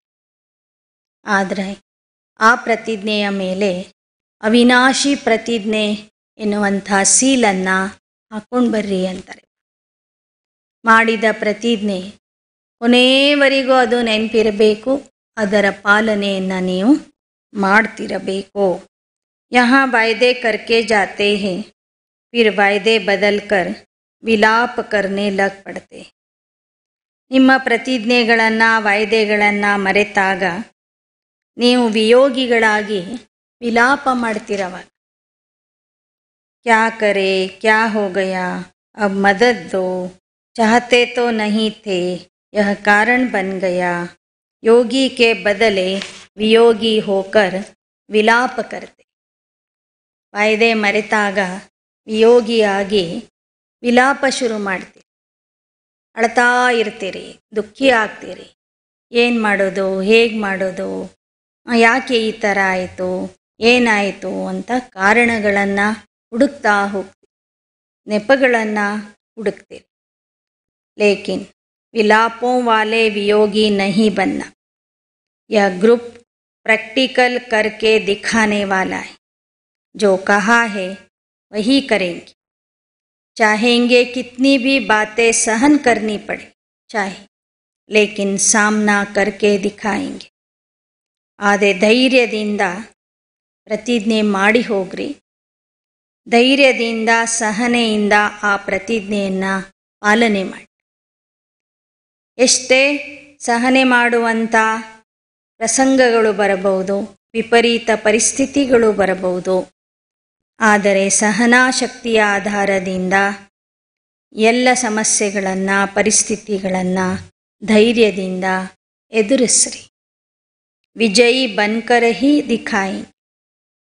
ಏಕ್ ದೋ ಕೆ ಮದದ್ಗಾರ್ ಶುಭ ಚಿಂತಕ್ ಬಂತೆ ರಹೆ ತೋ ಸಹಯೋಗಿ ಬನ್ ಕ್ಯಾ ನಹಿ ಕರ್ ಸಕ್ತೆ. ಪರಸ್ಪರರಿಗೆ ಪುರುಷಾರ್ಥದಲ್ಲಿ ಸೇವೆಯಲ್ಲಿ ಸಹಯೋಗ ಕೊಡಿ. ಎಲ್ಲರೂ ಸೇರಿ ಮಾಡಿದಾಗ ಎಂಥ ವಿಶಾಲ ಕಾರ್ಯವನ್ನಾದರೂ ಸಹಜವಾಗಿ ಮಾಡು. ಎಲ್ಲರ ಬಗ್ಗೆ ಶುಭ ಚಿಂತಕ ಆಗಿರಿ. ಯಾವಾಗ ಪರಸ್ಪರರ ಸಹಯೋಗಿ ಆಗ್ತೀರಿ ಆಗ ರಾವಣ ಅಥವಾ ಮಾಯೆಗೆ ಮುತ್ತಿಗೆ ಹಾಕ್ಬೋದು ನೀವು. ಮಾಯೆಗೆ ಅಲ್ಲಿಗೆ ಸಮಾಪ್ತಿ ಮಾಡ್ಬೋದು. ಪಾಂಡವ್ ಸೇನಾ ಘೇರಾವ್ ನಹಿ ಡಾಲ್ ಸಕ್ತಿ. ಹೇಗೆ ಯಾರಿಗಾದರೂ ಹಿಡಿಬೇಕಾದ್ರೆ ಸುತ್ತಲೂ ಜನ ನಿಂತು ಏನು ಮಾಡ್ತಾರೆ, ಮುತ್ತಿಗೆ ಹಾಕ್ತಾರೆ. ಅವರಿಗೆ ಎಲ್ಲೆಲ್ಲೂ ಹೋಗಲಿಕ್ಕೆ ಬಿಡೋದಿಲ್ಲ. ಹಿಡಿದು ಹಾಕ್ತಾರೆ, ಕಟ್ಟಿ ಹಾಕ್ತಾರೆ, ಜೈಲಿಗೆ ಹಾಕ್ತಾರೆ. ಹಾಗೆ ಬಾಬಾ ಹೇಳ್ತಾರೆ, ಮಾಯೆಗೆ ಮುತ್ತಿಗೆ ಹಾಕುವಂತಹ ಪಾಂಡವ ಸೈನಿಕರು ನೀವಾಗಿದ್ದೀರಿ. ಯಾವಾಗ ಮುತ್ತಿಗೆ ಹಾಕಲಿಕ್ಕೆ ಸಾಧ್ಯವಾಗ್ತದಂದರೆ ಏಕ್ ದೋಕೆ ಶುಭ ಚಿಂತಕ್ ಸಹಯೋಗಿ ಬಂತೇ ರಹೆ. ನೀವು ಪರಸ್ಪರರಲ್ಲಿ ಏಕತೆಯಿಂದ ಇರಬೇಕು, ಶುಭ ಚಿಂತಕ ಆಗಿ ಇರಬೇಕು, ಸಹಯೋಗಿಯಾಗಿ ಇರಬೇಕು. ಆಗ ಮಾತ್ರ ಮಾಯೆಗೆ ಮುತ್ತಿಗೆ ಹಾಕ್ಬೋದು. ನಿಮ್ಮದು ಒಬ್ಬರ ಮುಖ ಒಂದು ಕಡೆ, ಒಬ್ಬರ ಮುಖ ಒಂದು ಕಡೆ ಇತ್ತು ಅಂದರೆ 63 ಬದಲಿ 36 ರೀತಿಯಲ್ಲಿ ನೀವು ನಿಂತ್ಕೊಂಡ್ರೆ ಮಧ್ಯದಲ್ಲಿ ಮಾಯೆಗೆ ದಾರಿ ಸಿಗ್ತದೆ. ಒಳಗೆ ಬರಲಿಕ್ಕೂ ದಾರಿ ಸಿಗ್ತದೆ, ಹೊರಗೆ ಹೋಗ್ಲಿಕ್ಕೂ ದಾರಿ ಸಿಗ್ತದೆ. ಅದಕ್ಕೆ ಬಾಬಾ ಹೇಳ್ತಾರೆ, ನಿಮ್ಮಲ್ಲಿ ಪರಸ್ಪರ ಸಹಯೋಗ, ಸ್ನೇಹ, ಪ್ರೀತಿ, ಶುಭ ಚಿಂತನೆ ಇರಬೇಕು. ಆಗ ಮಾಯಾ ಕಿ ಹಿಮ್ಮತ್ ನಹಿ ಜೋ ಆಪ್ಕೆ ಘೇರಾವ್ ಕೆ ಅಂದರ್ ಆ ಸಕೆ. ಆಗ ನಿಮ್ಮ ಕೋಟೆ ಭದ್ರವಾದಂಥ ಕೋಟೆ ಆಗಿಬಿಡುತ್ತೆ. ಅದರ ಒಳಗೆ ಬರಲು ಮಾಯೆಗೆ ಧೈರ್ಯನೇ ಬರೋದಿಲ್ಲ. ಮಾಯೆನೂ ಹೆದರ್ತದೆ. ಯಹ ಹೇ ಸಹಯೋಗ ಕಿ ಶಕ್ತಿ. ಇದಕ್ಕೆ ಹೇಳ್ತಾರೆ ಸಹಯೋಗದ ಶಕ್ತಿ. ರಾಜಯೋಗದಿಂದ ಸಿಗುವ ಅಷ್ಟಶಕ್ತಿಗಳಲ್ಲಿ ಒಂದು ಶಕ್ತಿ ಯಾವುದಿದೆ? ಸಹಯೋಗದ ಶಕ್ತಿ ಇದೆ, ಸಂಘಟನೆಯ ಶಕ್ತಿ ಇದೆ. ಸಂಘಟನೆಯಲ್ಲಿ ಒಂದು ಶಕ್ತಿ ಇದೆ. ನೀವೆಲ್ಲರೂ ಒಂದಾಗಿ ಮಾಯೆಗೆ ಮುತ್ತಿಗೆ ಹಾಕಿಬಿಟ್ರೆ ಮಾಯೆ ಏನು ಮಾಡೋದಿಲ್ಲ. ಯಾ ಸಂಘಟನ್ ಹೇ सहयोग की शक्ति का, यह संगठन के सहयोग की शक्ति का ಪ್ರತ್ಯಕ್ಷ ರೂಪ ದಿಖಾನ. ಈ ಸಂಘಟನೆ ಸಹಯೋಗ ಶಕ್ತಿಯ ಸಂಘಟನೆಯಾಗಿದೆ. ಸಹಯೋಗದಿಂದ, ಸಂಘಟನೆಯಿಂದ ಯಾವ ಕೆಲಸ ಮಾಡಲಿಕ್ಕೆ ಸಾಧ್ಯ ಇದೆ ಅನ್ನೋದನ್ನು ನೀವು ಜಗತ್ತಿಗೆ ತೋರಿಸ್ರಿ. ಜಗತ್ತಿನಲ್ಲಿ ಇರುವ ರಾವಣ ರಾಜ್ಯವನ್ನೇ ಖತಮ್ ಮಾಡ್ಬೋದು ನೀವು, ನಿಮ್ಮ ಸಂಘಟನೆ.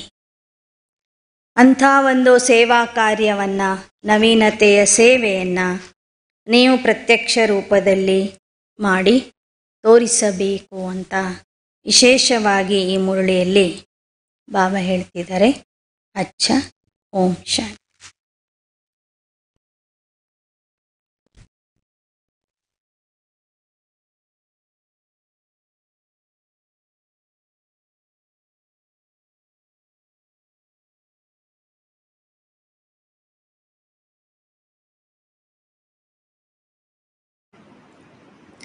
ಓಂ ಶಾಂತಿ.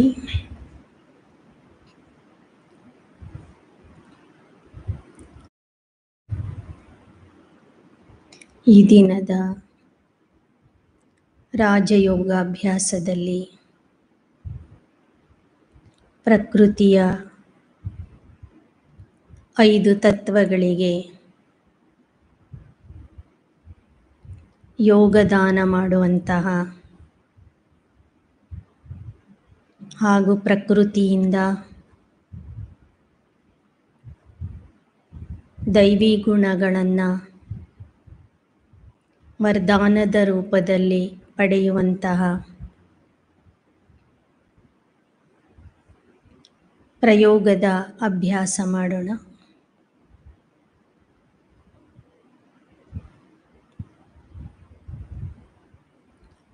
ನಾನು ದೇಹದ ಮಾಲೀಕನಾಗಿರುವಂತಹ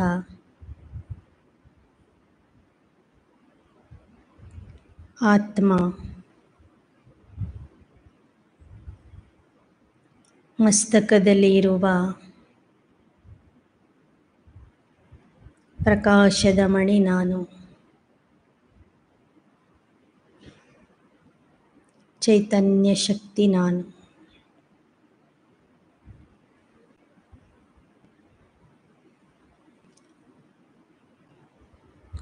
ಈಗ ದೇಹದಿಂದ ಡಿಟ್ಯಾಚ್ ಆಗಿ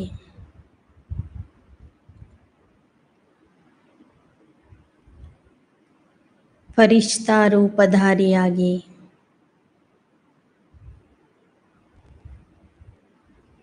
ಈ ಸ್ಥೂಲ ದೇಹದಿಂದ ನಾನು ಬಹಳ ದೂರ ದೇಹದ ಪ್ರಪಂಚದಿಂದನೂ ದೂರ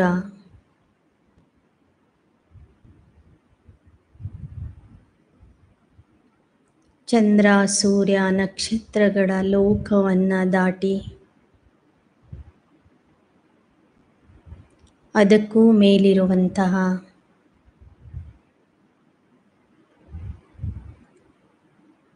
ಬಿಳಿ ಮೋಡಗಳ ಲೋಕಕ್ಕೆ ಅಂದರೆ ಸೂಕ್ಷ್ಮ ವತನಕ್ಕೆ ಹೋಗಿ ತಲುಪಿದ್ದೇನೆ.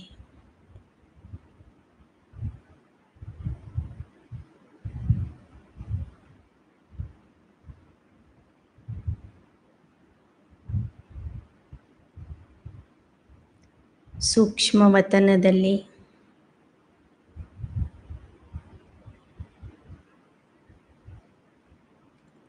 ನನ್ನ ಮುಂದೆ ಪ್ರಕಾಶದ ಕಾಯದಲ್ಲಿರುವ ಬೆಳಕಿನ ದೇಹದಲ್ಲಿರುವ ಸಂಪೂರ್ಣ ಬ್ರಹ್ಮ ಬಾಬಾ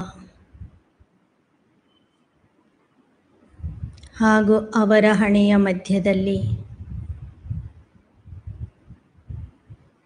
ಜ್ಞಾನ ಸೂರ್ಯ ಸರ್ವಶಕ್ತಿವಂತನಾದ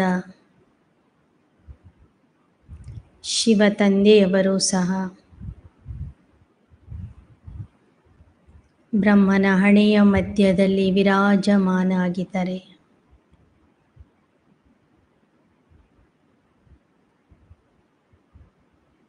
ಸಂಪೂರ್ಣ ಬಿಳಿ ಬಣ್ಣದ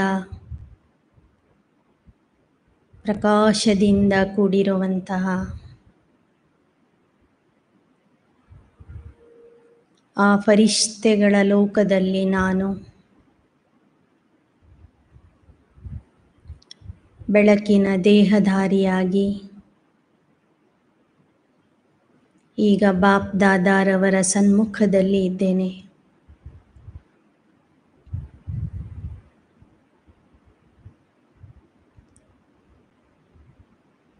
ಬಾಪ್ ದಾದಾರವರು ತಮ್ಮ ಮಸ್ತಕದಿಂದ ಹಾಗೂ ವರದಾನಿ ಹಸ್ತಗಳಿಂದ ತನ್ನಲ್ಲಿ ಇರುವ ಎಲ್ಲ ಶಕ್ತಿಗಳನ್ನು ನನಗೆ ಕೊಡುತ್ತಿದ್ದಾರೆ.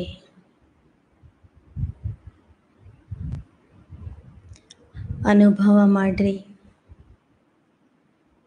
ಬಾಪ್ ದಾದಾರವರ ವರದಾನಿ ಹಸ್ತ ನಿಮ್ಮ ತಲೆಯ ಮೇಲಿದೆ.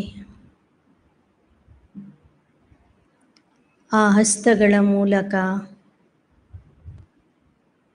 ಬಾಪ್ ದಾದಾರವರಲ್ಲಿ ಇರುವ ಎಲ್ಲ ಶಕ್ತಿಗಳು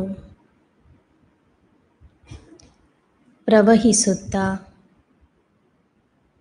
ನಿಮ್ಮ ಮಸ್ತಕದಲ್ಲಿ ಆ ಶಕ್ತಿಗಳು ಸಂಗ್ರಹವಾಗುತ್ತಿವೆ.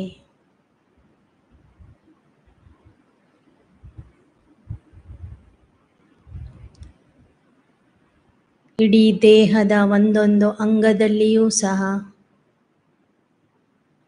ಆ ಶಕ್ತಿಗಳ ಪ್ರವಾಹ ಪ್ರವಹಿಸುತ್ತಾ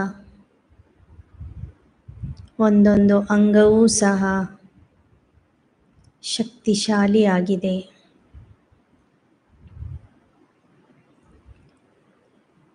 ಇಡೀ ದೇಹವೇ ಸರ್ವಶಕ್ತಿಗಳಿಂದ ತುಂಬಿದೆ. ಬಾಪ್ ದಾದಾರವರ ದೃಷ್ಟಿಯಿಂದ ಬಾಪ್ ದಾದಾ ನನಗೆ ಪವಿತ್ರತೆಯ ಶಕ್ತಿಯನ್ನು ಕೊಡುತ್ತಿದ್ದಾರೆ.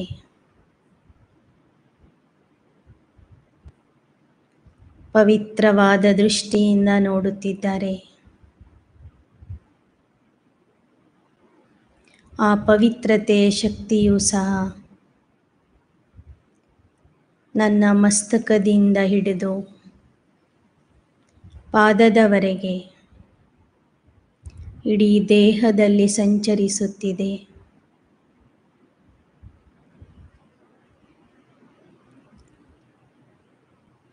ನಾನು ಫರಿಷ್ಠಾ ರೂಪಧಾರಿ ಆತ್ಮ. ಇನ್ನಿಷ್ಟು ಶಕ್ತಿ ಹಾಗೂ ಪವಿತ್ರತೆಯಿಂದ ಲೈಟ್ ಹೌಸ್, ಮೈಟ್ ಹೌಸ್ ಆಗಿದ್ದೇನೆ.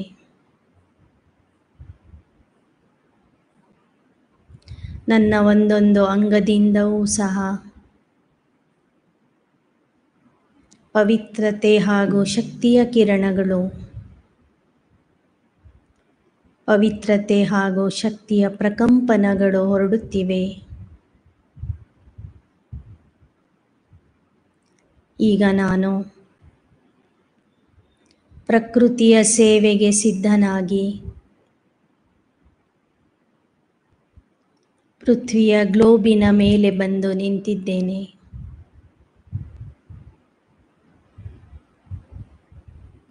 ಬಾಪ್ ದಾದಾರವರಿಂದ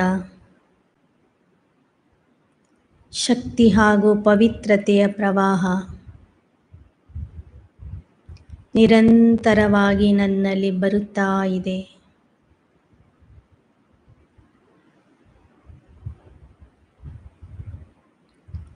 ಆ ಪ್ರವಾಹವನ್ನು ನಾನು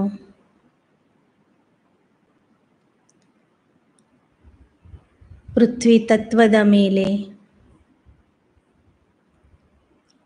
ಹರಡಿಸುತ್ತಾ ಇದ್ದೇನೆ.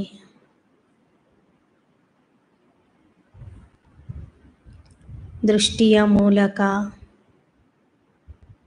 ಹಾಗೂ ಮಸ್ತಕದ ಮೂಲಕ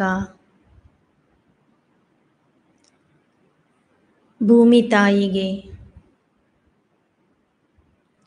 ಪವಿತ್ರ ಪ್ರಕಂಪನಗಳಿಂದ, ಶಕ್ತಿಶಾಲಿ ಪ್ರಕಂಪನಗಳಿಂದ, ಶಾಂತಿಯ ಪ್ರಕಂಪನಗಳಿಂದ ಭರ್ಪೂರ ಮಾಡುತ್ತಿದ್ದೇನೆ.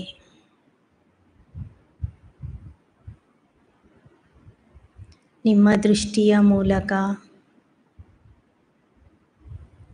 ಪವಿತ್ರತೆ, ಶಾಂತಿ ಹಾಗೂ ಶಕ್ತಿಯ ತರಂಗಗಳನ್ನು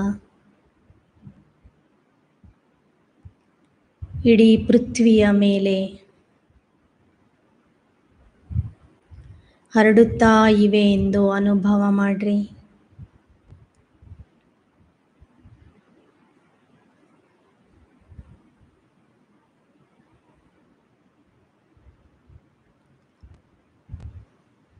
ಇಡೀ ಪೃಥ್ವಿಯ ಮೇಲೆ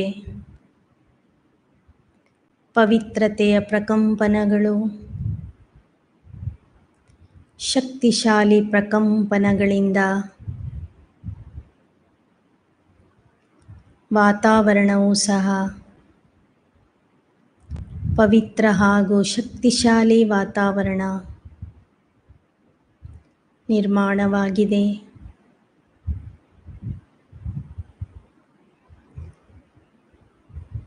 ಪೃಥ್ವಿ ತತ್ವ ಶಾಂತ ಹಾಗೂ ಶೀತಲವಾಗಿದೆ.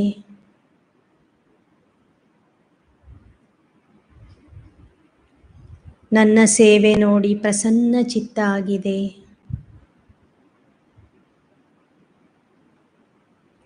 ಭೂಮಿ ತಾಯಿ ನನಗೆ ವರದಾನ ಕೊಡುತ್ತಿದೆ.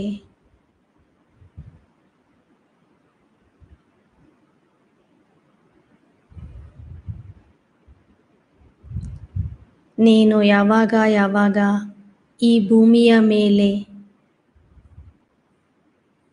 ಜನ್ಮ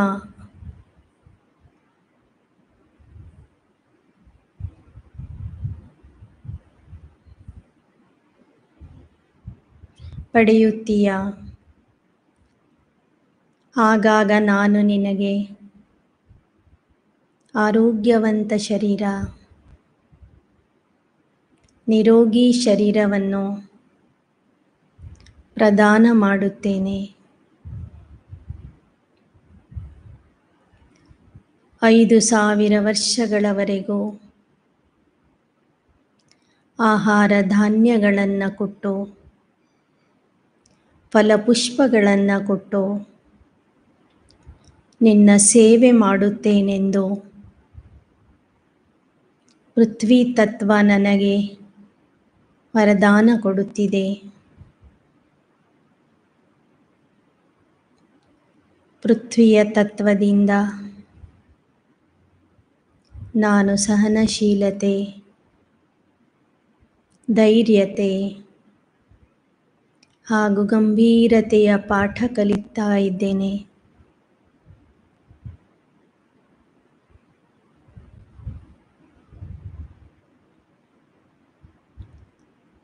ಈಗ ನಾನು ಆತ್ಮ, ಫರಿಷ್ಠಾ ರೂಪಧಾರಿ, ಸರ್ವಶಕ್ತಿಗಳಿಂದ ಸಂಪನ್ನ ಆಗಿರುವಂತಹ ಮಾಸ್ಟರ್ ಶಕ್ತಿದಾತ, ಮಾಸ್ಟರ್ ಪವಿತ್ರತೆಯ ಸಾಗರ, ತಂದೆಯಿಂದ ಸರ್ವಶಕ್ತಿಗಳ ಹಾಗೂ ಪವಿತ್ರತೆಯ ಪ್ರವಾಹವನ್ನು ಸ್ವೀಕರಿಸುತ್ತಾ ಜಲತತ್ವಕ್ಕೆ ಆ ಶಾಂತಿ ಹಾಗೂ ಶಕ್ತಿಯ ಮತ್ತು ಪವಿತ್ರತೆಯ ಪ್ರಕಂಪನಗಳನ್ನು ಜಲತತ್ವಕ್ಕೆ ವರದಾನದ ರೂಪದಲ್ಲಿ ಕೊಡುತ್ತಿದ್ದೇನೆ. ಪೃಥ್ವಿಯ ಮೇಲಿರುವ ಎಲ್ಲ ನದಿಗಳು, ಸಾಗರ, ಸರೋವರಗಳಲ್ಲಿ ನಾನು ಕಳಿಸುತ್ತಿರುವ ಪವಿತ್ರತೆಯ ಪ್ರಕಂಪನಗಳು, ಸರ್ವಶಕ್ತಿಯ ಪ್ರಕಂಪನಗಳು ಜಲತತ್ವದಲ್ಲಿ ಹೋಗಿ ಸೇರುತ್ತಿವೆ. ಜಲತತ್ವ ಶಾಂತ ಹಾಗೂ ಪವಿತ್ರವಾಗಿದೆ.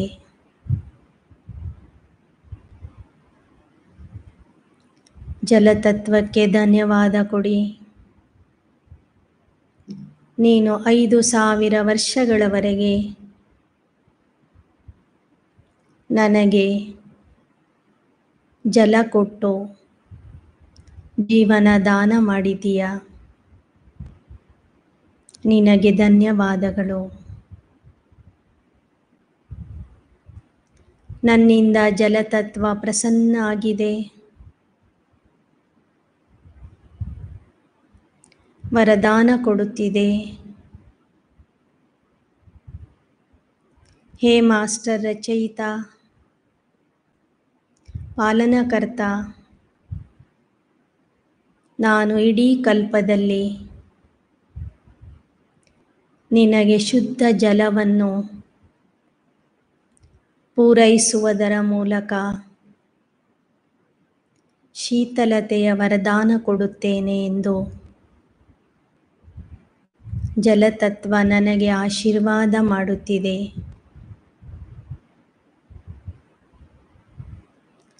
ನಾನು ಜಲತತ್ವದಿಂದ ಸರಳತೆ ಮತ್ತು ಶೀತಲತೆಯ ಗುಣವನ್ನು ಧರಿಸಿಕೊಳ್ಳುತ್ತಿದ್ದೇನೆ.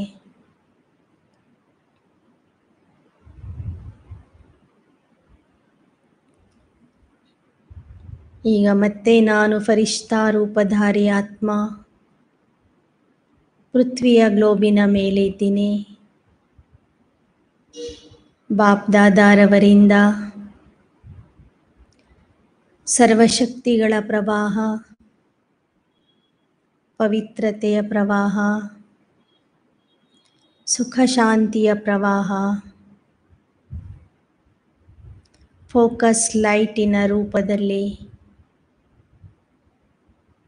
ನನ್ನ ಮೇಲೆ ಬೀಳುತ್ತಿದೆ. ನನ್ನ ಮೂಲಕ ಆ ಪ್ರವಾಹ ನಾನು ವಾಯು ತತ್ವದಲ್ಲಿ ಪಸರಿಸುತ್ತಿದ್ದೇನೆ.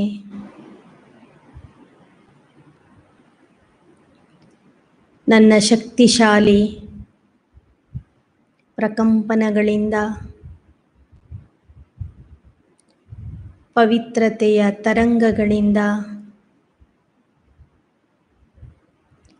ಸುಖ ಶಾಂತಿಯ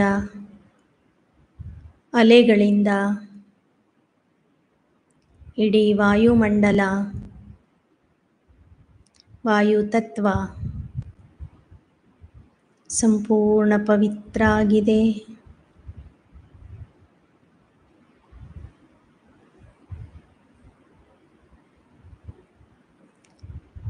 ವಾಯುತತ್ವದಲ್ಲಿ ಶಕ್ತಿ ಸುಖ ಶಾಂತಿಯ ಪ್ರಕಂಪನಗಳು ಹರಡುತ್ತಾ ಇವೆ.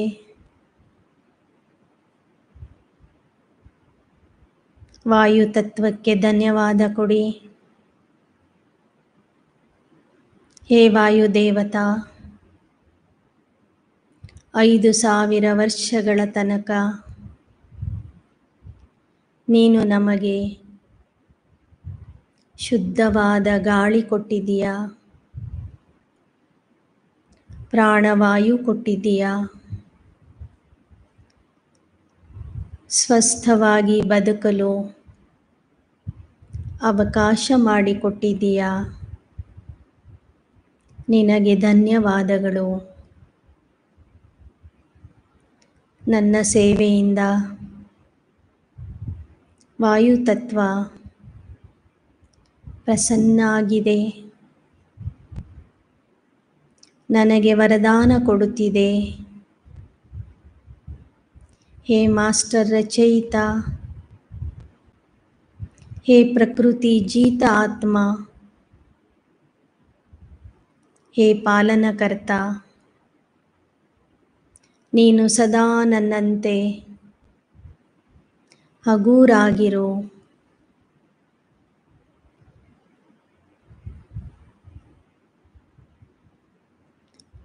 ನನ್ನಿಂದ ವಾಯು ಸ್ವೀಕಾರ ಮಾಡುತ್ತಾ ಆರೋಗ್ಯದ ಜೀವನ ನಡೆಸು ಎಂದು ವಾಯುತತ್ವ ನಮಗೆ ವರದಾನ ಕೊಡುತ್ತಿದೆ.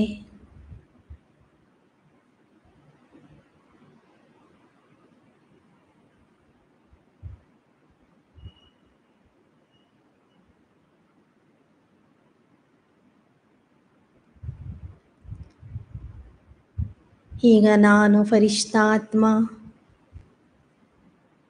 ಗ್ಲೋಬಿನ ಮೇಲೆ ಕುಳಿತು ತಂದೆಯಿಂದ ಸರ್ವಶಕ್ತಿಗಳನ್ನು ನನ್ನಲ್ಲಿ ತುಂಬಿಕೊಳ್ಳುತ್ತಾ ಆ ಶಕ್ತಿಗಳನ್ನು ಆಕಾಶ ತತ್ವಕ್ಕೆ ಟ್ರಾನ್ಸ್ಫರ್ ಮಾಡುತ್ತಿದ್ದೇನೆ.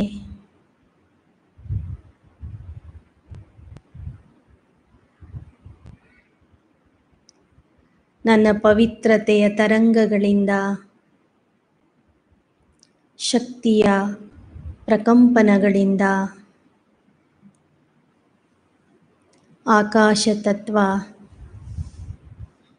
ಶಕ್ತಿಯಿಂದ ತುಂಬಿದೆ.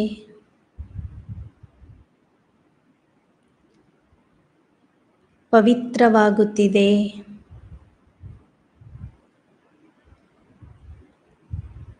ಪ್ರಸನ್ನವಾಗಿದೆ. ಆಕಾಶ ತತ್ವಕ್ಕೆ ಧನ್ಯವಾದ ಕೊಡಿ. ಹೇ ಆಕಾಶ ದೇವ, ನೀನು 5000 ವರ್ಷಗಳವರೆಗೆ ನನ್ನ ಮೇಲೆ ಛತ್ರಛಾಯೆಯನ್ನು ಹಿಡಿದು ನನ್ನ ರಕ್ಷಣೆ ಮಾಡಿದೀಯಾ.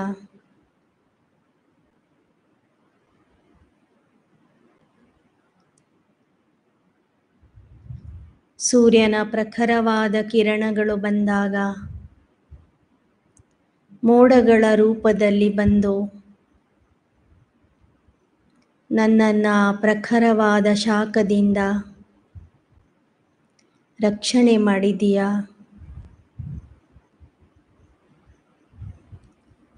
ನಿನಗೆ ಅನೇಕ ಧನ್ಯವಾದಗಳು. ನನ್ನ ಸೇವೆಯನ್ನು ನೋಡಿ ಆಕಾಶ ತತ್ವ ನನಗೆ ವರದಾನ ಕೊಡುತ್ತಿದೆ. ಹೇ ಮಾಸ್ಟರ್ ರಚಯಿತ ಆತ್ಮನ್, ನೀನು ಸಹ ನನ್ನಂತೆ ವಿಶಾಲ ಹೃದಯಿಯಾಗು. ಯಾವುದೇ ಮತಭೇದವಿಲ್ಲದೆ ಎಲ್ಲರಿಗೂ ಛತ್ರಛಾಯೆಯ ರೂಪದಲ್ಲಿ ರಕ್ಷಣೆಯನ್ನು ಕೊಡು ಎಂಬ ವರದಾನ ಆಕಾಶ ತತ್ವ ನನಗೆ ಕೊಡುತ್ತಿದೆ. ಆಕಾಶ ತತ್ವದಿಂದ ನಾನು ವಿಶಾಲತೆಯ ಗುಣವನ್ನು ಗ್ರಹಿಸಿ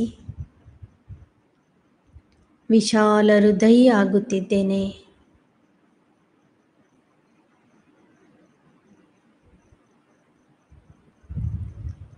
ಸರ್ವರಿಗೂ ರಕ್ಷಣೆ ಕೊಡುವಂತಹ ಮಾಸ್ಟರ್ ರಕ್ಷಕ ಆಗಿದ್ದೇನೆ.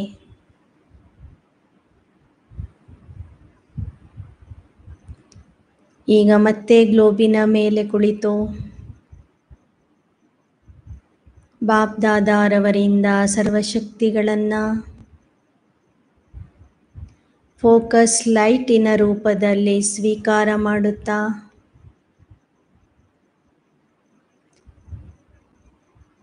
ಅದನ್ನು ಅಗ್ನಿ ತತ್ವಕ್ಕೆ ಪ್ರವಾಹದ ರೂಪದಲ್ಲಿ ಕಳುಹಿಸಿರಿ. ಪವಿತ್ರತೆಯ ಶಕ್ತಿ, ಪರಮಾತ್ಮನ ದಿವ್ಯ ಶಕ್ತಿ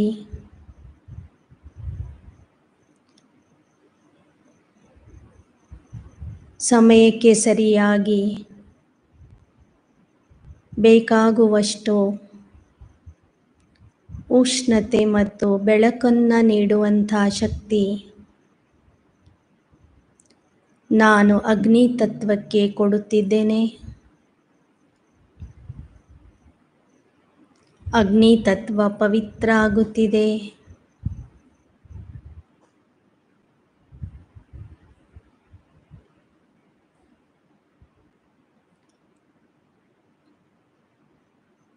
ಅಗ್ನಿ ತತ್ವಕ್ಕೆ ಧನ್ಯವಾದ ಕೊಡಿ.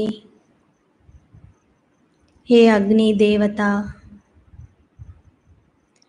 5000 ವರ್ಷಗಳವರೆಗೆ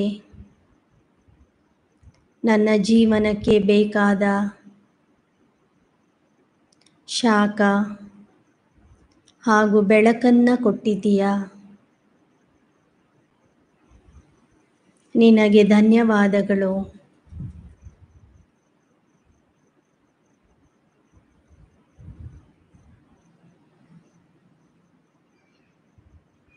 ಅಗ್ನಿ ತತ್ವ ನಿಮ್ಮ ಸೇವೆಯಿಂದ ಪ್ರಸನ್ನ ಆಗಿದೆ, ವರದಾನ ಕೊಡುತ್ತಿದೆ.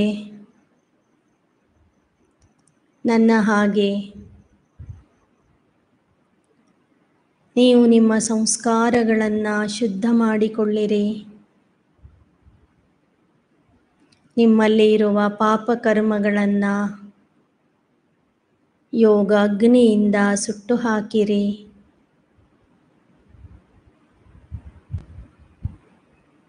ನಾನು ನಿಮ್ಮ ಸೇವೆಯಲ್ಲಿ ಸದಾ ಹಾಜರಾಗುತ್ತೇನೆ.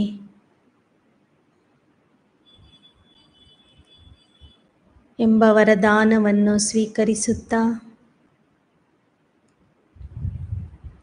5 ತತ್ವಗಳಿಗೆ ನಿಮ್ಮ ಮುಂದೆ ಇಮರ್ಜ್ ಮಾಡಿಕೊಂಡು 5 ತತ್ವಗಳಿಗೆ ಮತ್ತೊಮ್ಮೆ ಧನ್ಯವಾದ ಕೊಡಿ. ಧನ್ಯವಾದ ಅರ್ಪಿಸಿರಿ. 5 ತತ್ವಗಳಿಂದ ಕೂಡಿದ ಪ್ರಕೃತಿಗೆ ಧನ್ಯವಾದ ಹೇಳುತ್ತಾ, ಹೇ ಪ್ರಕೃತಿ ಮಾತೆ, ಇನ್ನು ಮುಂದೆ ಅರ್ಧ ಕಲ್ಪದವರೆಗೆ ನೀನು ನಿನ್ನ ಉಗ್ರ ರೂಪವನ್ನು ಬಿಟ್ಟು ಶಾಂತಿ ಶೀತಲತೆಯಿಂದ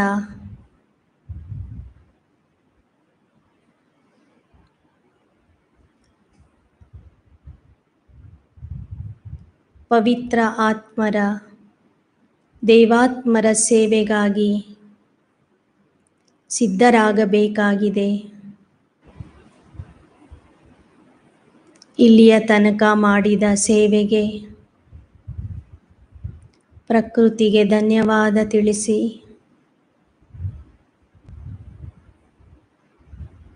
ಭೂಮಿಯಿಂದ ಧೈರ್ಯ ಹಾಗೂ ಸಹನಶೀಲತೆಯ ಗುಣವನ್ನು ಧಾರಣೆ ಮಾಡಿಕೊಳ್ಳಿರಿ. ಜಲತತ್ವದಿಂದ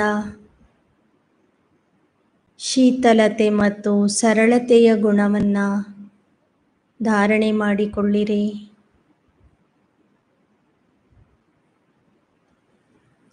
ವಾಯುತತ್ವದಿಂದ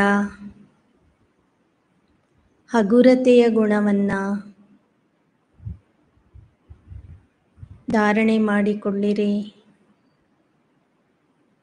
ಆಕಾಶ ತತ್ವದಿಂದ ವಿಶಾಲತೆಯ ಗುಣವನ್ನು ಧಾರಣೆ ಮಾಡಿಕೊಳ್ಳಿರಿ. ಅಗ್ನಿ ತತ್ವದಿಂದ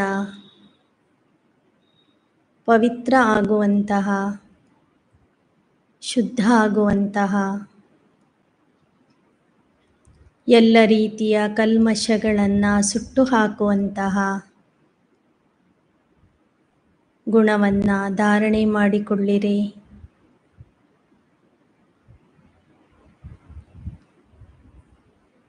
ಐದು ತತ್ವಗಳು ಅಂತಿಮ ಸಮಯದವರೆಗೂ ಸಹ ನನ್ನ ಸೇವೆಗೆ ದಾಸಿಯಾಗಿ ದಾಸ ಆಗಿ ಹಾಜಿರಾಗಬೇಕು ಎಂದು ಐದು ತತ್ವಗಳಿಗೆ ಆದೇಶ ಕೊಡಿ.